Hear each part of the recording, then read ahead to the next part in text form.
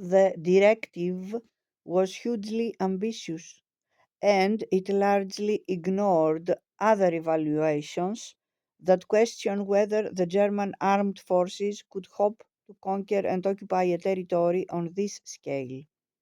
The Army Military Geography branch of the General Staff presented a detailed report in August 1940 that highlighted the large Soviet industrial resources already established in Siberia and the simple facts of topography and climate that severely limited what would be possible. General Georg Thomas, head of the Armed Forces Economic Office, tried unsuccessfully to demonstrate to Hitler right up to the moment of the invasion that oil supplies were simply inadequate. What one does not have but needs, Hitler is said to have replied in June 1941, one must conquer. The months of discussion and planning rested on a number of assumptions that were never seriously questioned at the highest level. The ability of the German armed forces to defeat the Red Army was taken for granted.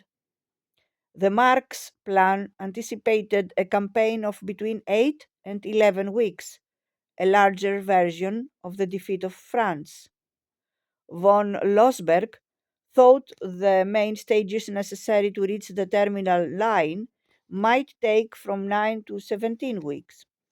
Existing convictions about the fragility of the communist state and the incompetence and low morale of Red Army commanders and rank and file were reflected in regular judgments that were casual and ill informed. The Russian colossus, claimed Hitler's chief of operations, will be proved to be a pig's bladder.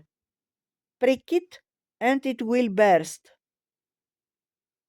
The armed forces remained remarkably ill informed about the state of Soviet industry and the Soviet military machine. A handbook on the military forces of the USSR, distributed by Army Intelligence in January 1941, claimed on flimsy evidence that the Red Army was unsuited for modern warfare and incapable of decisive resistance.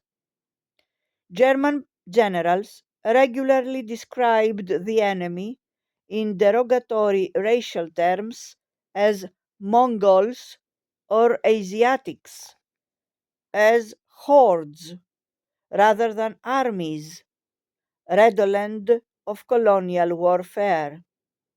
In May, General Gunther Blumentritt imagined a campaign of 8 to 14 days against an army of ill educated, half Asiatic soldiers, led by incompetent officers.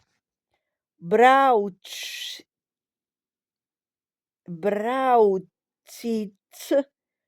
imagined a campaign of up to 4 weeks, with heavy fighting near the German Soviet frontier, and then a series of mopping up operations. Hitler warned his commanders that the Russians would prove to be a tenacious adversary, but they were a mass without leadership. On the eve of Barbarossa, he predicted victory in 4 months, a more cautious estimate than the guesses of most of his commanders.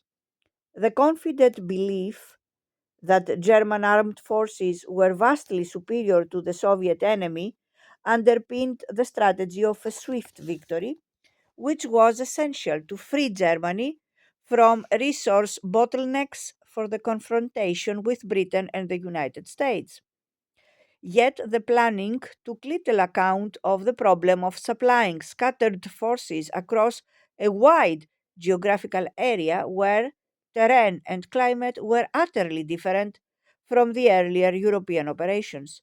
The German army's capacity to mount sustained mobile warfare in an area where only 5% of the roads had hard paving was questionable from the outset.